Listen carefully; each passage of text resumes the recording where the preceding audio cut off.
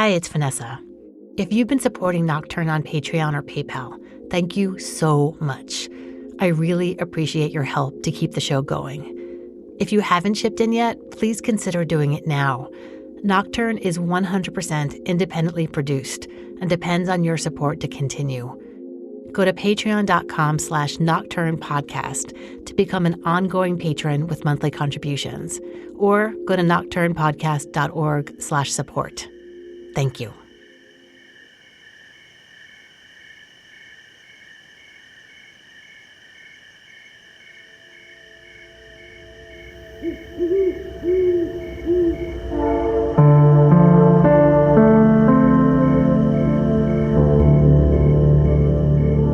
You're listening to Nocturne. I'm Vanessa Lowe.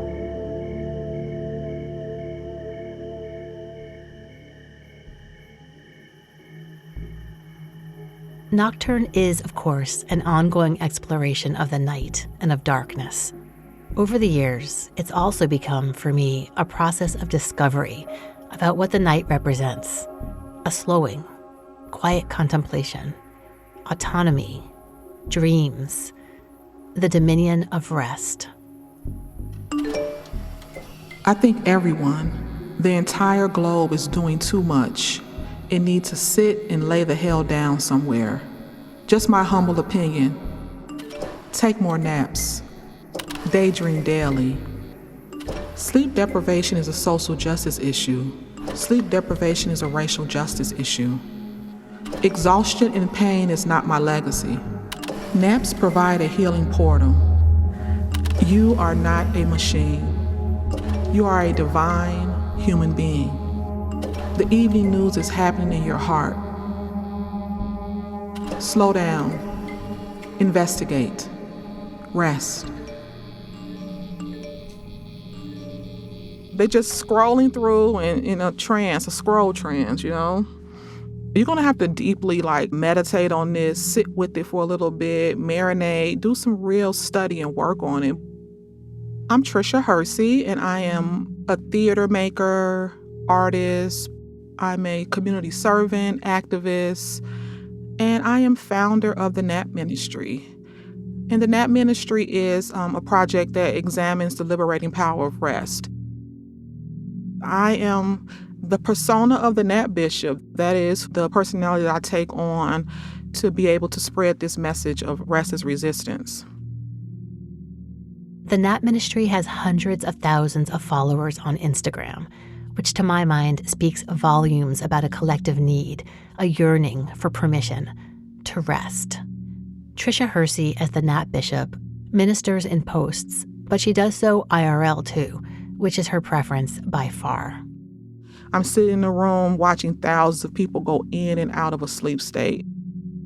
And to be able to watch this sacred act happening, to be able to be the only one observing it and to kind of feel the energy of the room has been so dynamic for my own healing and my own ideas around what this can do. I'm really so blessed, and I don't take it lightly that people are trusting me to really guide them into this rest journey. This is the mission of the Nap Ministry, to guide people into the rest journey through concise but powerful posts on social media and through collective nap experiences. This is the center of the work.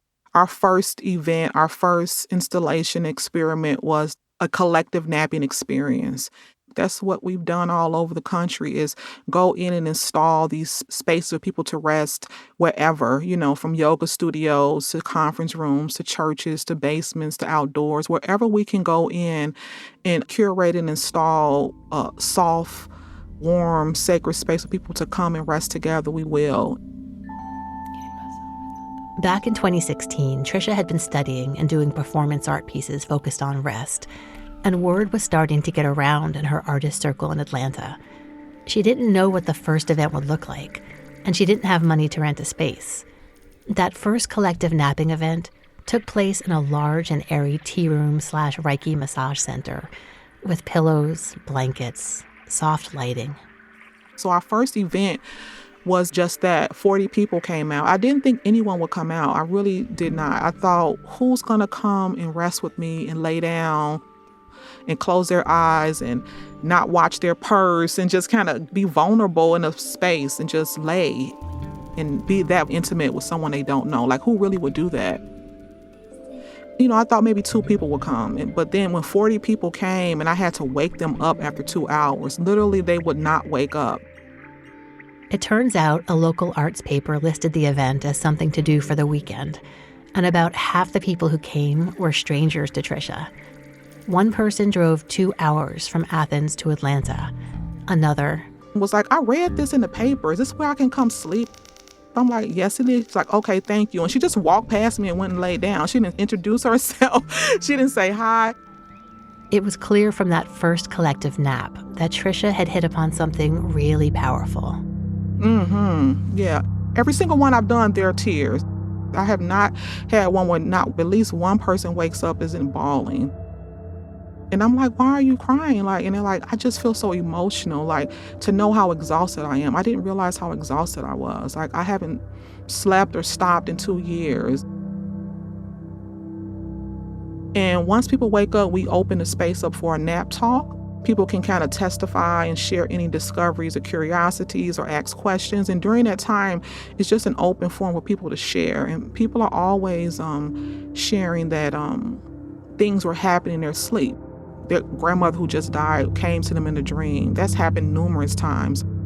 One person was telling me she had a dream about being on a boat and it felt like she was being rocked by water. And then a woman in the back started crying. I was like, are you okay? She was like, I had the exact same dream. And so I'm like, pick up the dream where she left off. And so she picked it up and the other lady was like, that's the exact dream. And so there's a lot of somatic syncing up and spiritual syncing up that is happening when bodies rest together. There's studies around that from at least a biological level that people breathing syncs up, their heartbeat syncs up when they're resting and sleeping in the same space. Because I'm a community activist and feel like I'm a community servant, I really knew that it was important that we have to heal together. So whether it was 3 people in a room together or 500, it needed to be in a collective way because this work really doesn't center self-care at all. I really don't use self-care in any of the framework for this work. It really looks at how collective care and communal care will save us. There are multiple layers to the NAP ministry, but the bedrock underlying them all is the seemingly simple concept of rest. To me, resting is more of a ethos and a perspective of slowing down, of connecting with our mind and body, of really stopping and pausing. Rest can include so many things. Rest can be closing your eyes for 10 minutes, meditating, daydreaming, taking a longer shower, bird watching, anything that's kind of slowing you down and connecting you back to yourself and connecting you to your body. It's a somatic connection and exchange with really breathing in and reclaiming your time. And so for me, resting is so much larger and bigger. This is about more than naps. People can get caught up on the concept of a nap, but this is a larger framework for really a full disruption and pushback against not having our bodies to be able to make decisions about what we should do with it and reclaiming our bodies for ours and getting off the grind machine. When I think about rest, and specifically within the framework of what the NAP ministry is attempting to do, I think about us needing to reimagine what rest can really look like for us.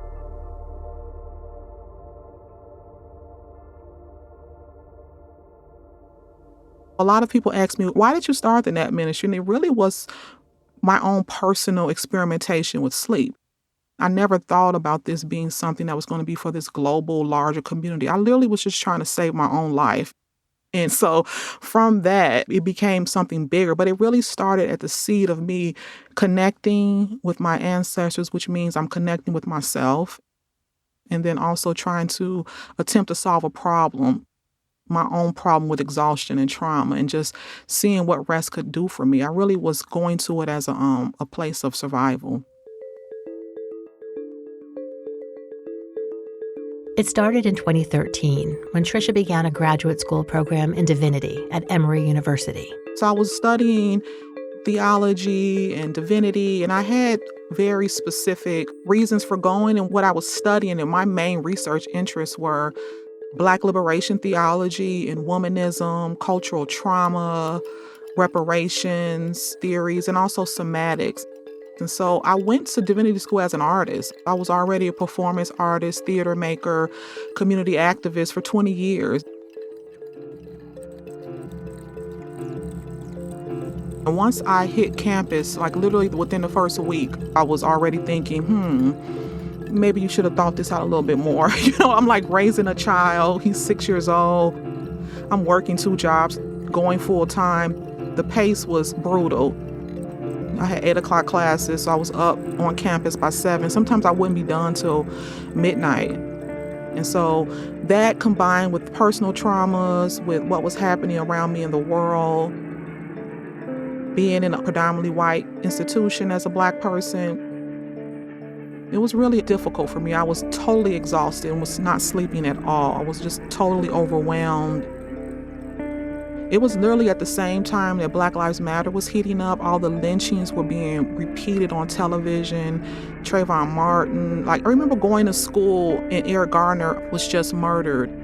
And we just in class and the teacher, no one mentioned it. And I just remember the video that was playing over and over again. Whenever you got on social media, whenever you got on TV, they were showing the video of him being in a chokehold by police. And I just remember no one mentioning anything, and I remember just being in class crying. I was just totally exhausted, physically, mentally, spiritually. Everything was just overwhelming to me. And so I just began to sleep. Really, I didn't know what I was doing. I just knew that I had an issue and a problem, and so I wanted to attempt to try to solve it. And so I just started coming to campus and napping. Yeah, I had naps all over the place. I was napping in the chapel at school. There's a beautiful historic chapel there, and so I napped there way in the pews at the top. I was working in the archives as an archivist assistant, so there's a beautiful, huge manuscript and rare books library there. The library itself is 10 floors, and so I was many places to sleep, in the basement, in the reading rooms, all over. The campus is gorgeous, so outdoors was really amazing. Out in the quad, I slept a lot. I had a place in the psychology office. Even though I wasn't a psychology major, I was always in their building, and so I found this little office that nobody was using, and I would commandeer it and just take naps there. So it was basically wherever I could find spaces. I just needed to do it. In a lot of ways, I think I started to just mentally give up. And as I started to nap and do this more, things changed in me. I started to see connections between my work and my classes that I wasn't seeing before. I was getting better grades. I was feeling a little bit more invigorated. So I was, started to think to myself, what is happening? The sleep is really helping. And I paired that with what I was doing, researching in the libraries, researching cultural trauma, researching what was happening to my ancestors' bodies while they were working on plantations, and began to just slowly experiment with these theories.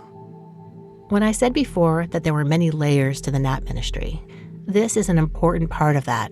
Trisha's experience with rest was locking into place with what she was learning in her research about her ancestors, enslaved people on Southern plantations.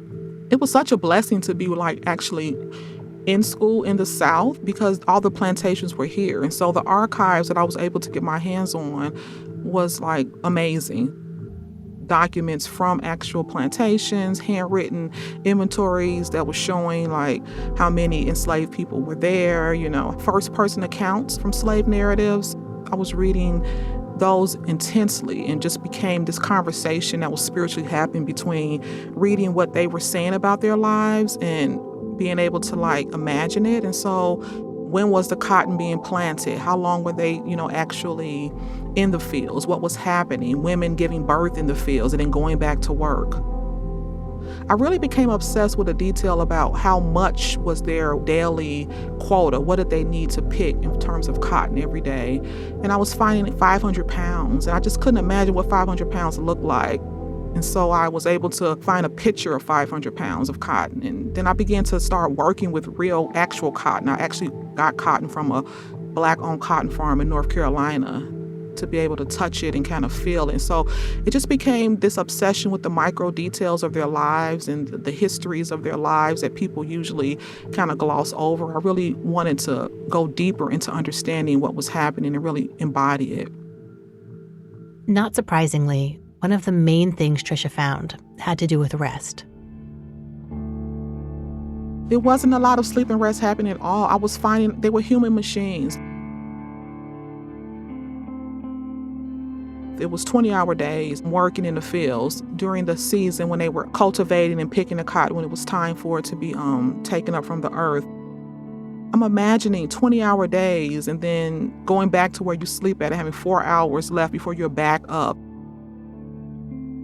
And so one of the narratives was saying that they don't remember a time where they actually ever laid their head down, where it was like days and days and days of just working to exhaustion. A lot of people were falling out, getting sick from not resting.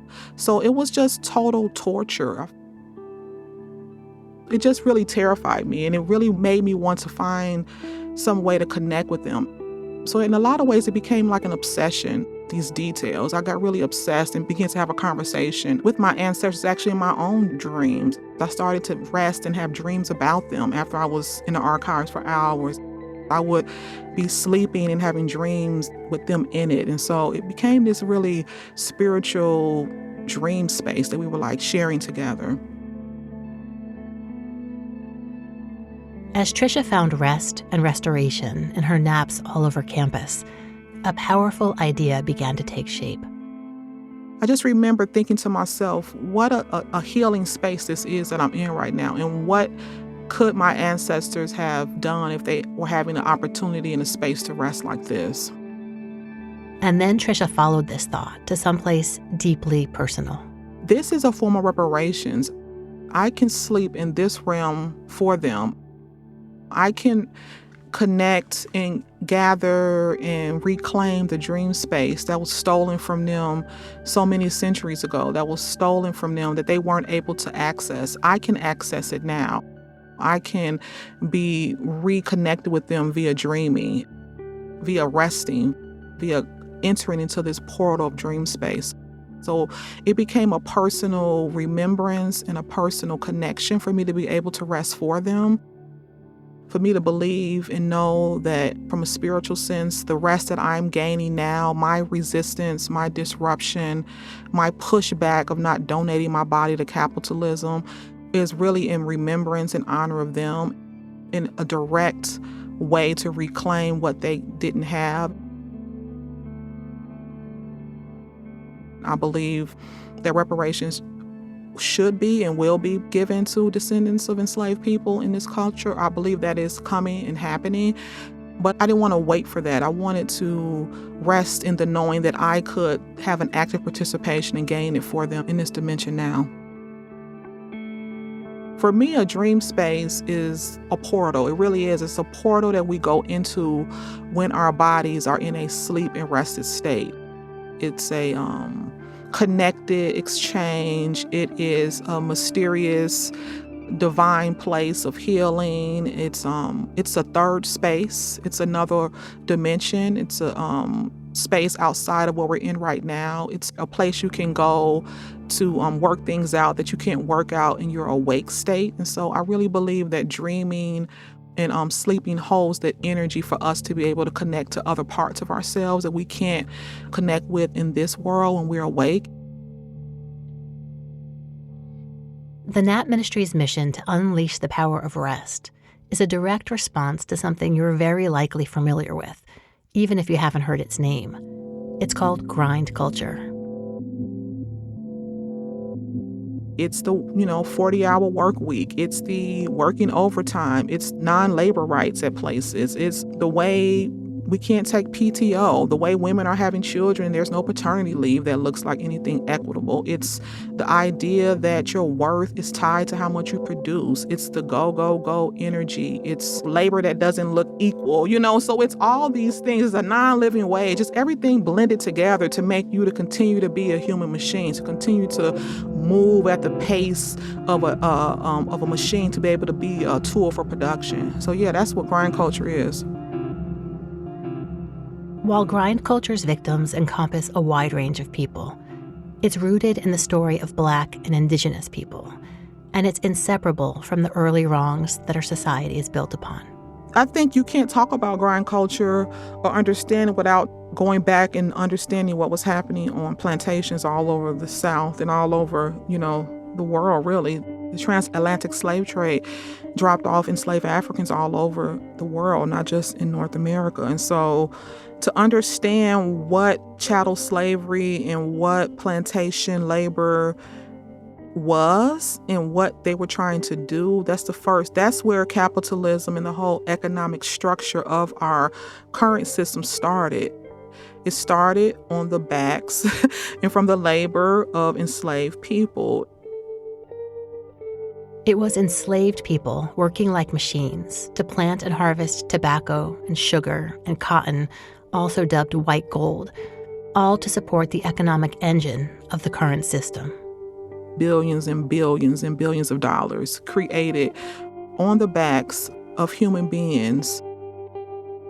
I think people need to sit with that for a little bit. I think we gloss over it. Slavery happened. Oh my God, it was horrible. To really look at the economics and what was happening from an institutional and what the country was building and what they were able to build came off the backs of enslaved Africans and also Native people.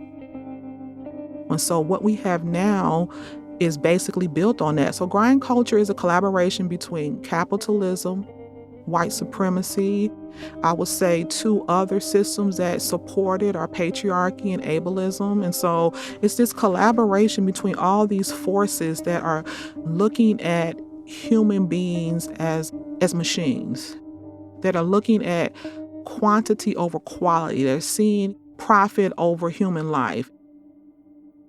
The role of white supremacy in our current system can be a tricky concept for white people. It can feel like if we acknowledge that systemic racism exists and that we're all a part of it, it's an admission of personal badness. But what if instead, it's this acknowledgement that actually frees us all to heal and begin to recover from a communal sickness? What if it's just complicated and we agree to live within that? White supremacy is, in a lot of ways, it's not some personal attack on some personal behavior. It is a system that allows you to look at another human being as not a human, that this whole culture has been built on. It's harming you and harming the planet that you live on. It affects us all. That's the deeper piece of it all. It's a nuance. Yeah, this is a deep unraveling, and this is why it's so important that I speak about this as much as I can, because it's such a nuanced thing that it's hard to kind of get to just off a meme. We can't just gloss over and take this message as let me lay down and not do anything. That's not what it is. I'm saying that resting is actually going to allow you to wake up. It's going to allow you in a lot of ways to deeply do the personal healing trauma work that you're going to have to do to be able to deconstruct and decolonize your own mind. So a white person, no, they don't need to be resting in the same way that Black people are going to be resting, but they need to be resting and pushing back against sleep deprivation and pushing back against capitalism and white supremacy, because it's affecting your view of the world. People, when they're not sleeping, when they're not resting, I believe that they aren't able to connect to spirit. And I think this is spiritual work. It's going to be spiritual work to really uncover this, so you're going to have to do that spiritual work, yeah. When we're all unrested and, stressed out and not connected with ourselves and, just deeply, deeply living in terror and trauma, that isn't a place where you're going to be able to get to a liberated state. We won't be able to get to this new liberated world that many of us say we want from an exhausted state. We won't be able to reach that place. We can't use the same oppressive tools that capitalism has used on us to create human machines to be able to get to this empathetic, liberated, justice-filled world that we want. We just won't reach it when we're sleepy and grumpy and, disconnected and being violent towards our own selves. It's not going to work that way. You don't have any empathy. Your intuition is off. Your connection to your own body is off. Not listening to your body and pushing yourself to the point of exhaustion is very violent.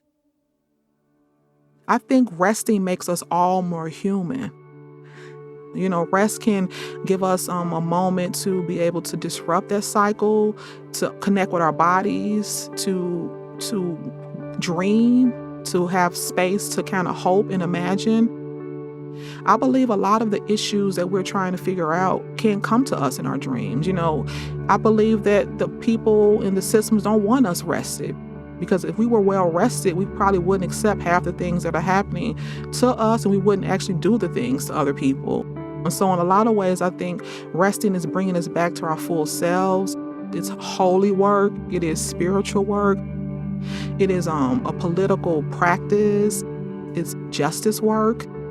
It's really imagining a new way, and it's taking back, it's subverting, it's disrupting. And so rest is a form of resistance because it disrupts and it pushes back. It says no. It simply says, nope, you can't have me.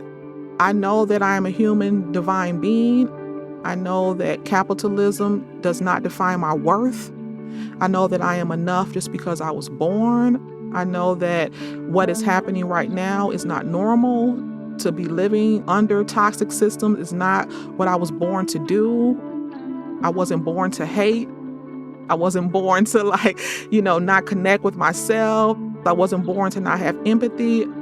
This is us recapturing our divinity. It's a human right. It's not a luxury. It's not a privilege. It's not an afterthought. It literally is a human right. Sleep deprivation is deeper than just, fluffy wellness that says, take a nap. It's so much bigger. It's a political and social justice movement to push back and disrupt and to reclaim your time. A new world is possible. Looking at rest and just starting the deprogramming process is going to be a lifelong battle. People always are like, I can't rest. How can I nap? This is just so hard. We've been socialized and it's in our minds now. It's been internalized. It is going to be a slow, meticulous love practice to begin to unravel from the trauma. It's going to have to be us being inventive and subversive and finding 5 minutes here, 10 minutes there, saying no more.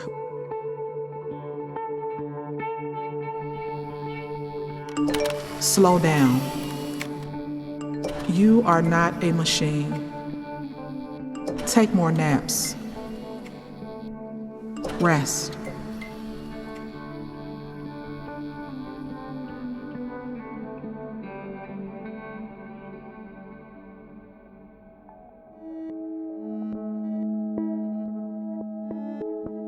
You've been listening to Nocturne. I'm Vanessa Lowe. Nocturne is produced by me and was created by myself and Kent Sparling, who also composed the theme music. Other music in this episode is by David Hughes, Jeffrey Foster, and Chiron. You can find the Nap Ministry on Instagram at The Nap Ministry. If you haven't done so already, please support Nocturne on Patreon or PayPal. You can go to nocturnepodcast.org/support to find out about how to contribute. Again, that's nocturnepodcast.org/support. There are fun extras if you support us on Patreon, like possum music, a big, beautiful postcard in the mail, and Nightlights bonus episodes, like this last one, about a night on a tiny little island in the middle of the San Francisco Bay. It's 4 o'clock in the morning, and I'm in this crazy place. It's called East Brother Island. It's the site of a lighthouse from the 1800s. I thought I'm going to take a walk. Such as that is, it's less than an acre. And I had the most amazing realization, which is I'm not scared. To those of you who have recently joined in our Happy Possum level of support, I want to thank you right here. Thank you to Andrew Aurelian, Jamie Engel, Mario DaCosta, and Asher Angelo Macapayad. Find out more and get in touch at nocturnepodcast.org or on Twitter and Facebook, we're at Nocturne Podcast. Till next time, thanks for listening.